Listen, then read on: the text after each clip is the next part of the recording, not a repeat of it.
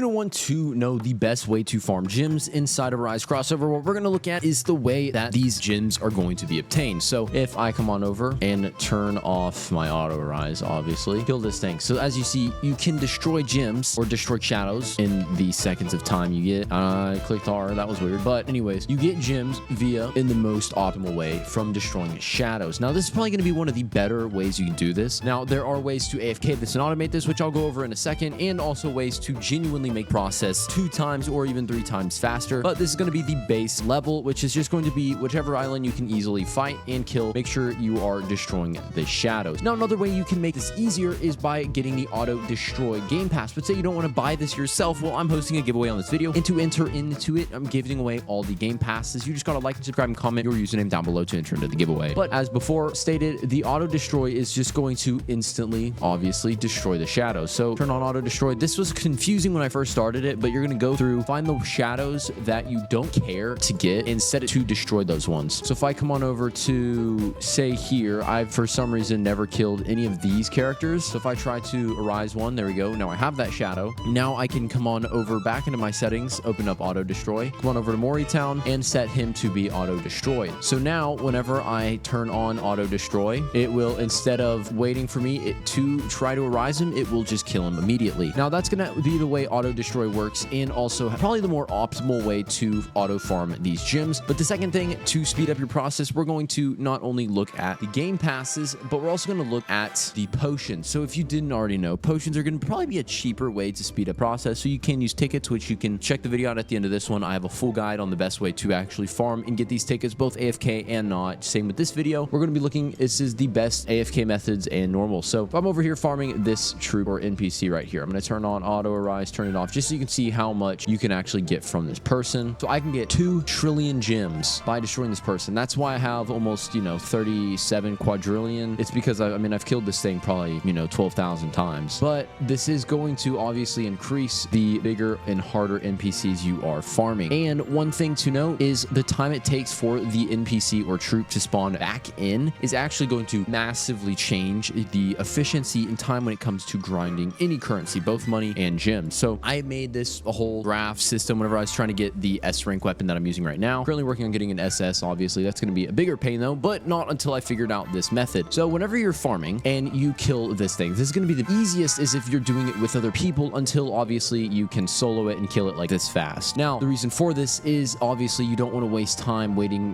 to do it yourself, but it's something else to look at is if you are using the auto destroy game pass, this is, as you see, it's going to speed up the process tremendously for when this shadow is going to, or this NPC is going to spawn back in, allowing me to then try to kill it again. So as you see, it only takes around 4 to 5 seconds for it to spawn back in. Now, though, say I do not do this, but what's going to happen is if you're grinding this troop with someone else and you don't kill it instantly and destroy the shadow, you're going to have to wait the 10 or so, around the 9 seconds for it to auto destroy. Just wait, it's going to go away, and then it will spawn back in right about now. Perfect. So whenever it spawns back in, that's what's going to make it take ever. So if you're grinding with other people, most likely they're not going to have the auto destroy game pass. Once again, you can win that on this giveaway. But the reason why this is going to take extra time is it on average is going to take around 12 to 13 seconds for it to spawn back in. But if you obviously use the auto destroy game pass, this is going to speed up the time to where you could probably kill this thing, have it spawn back in, and kill it again just in the time for it to spawn in,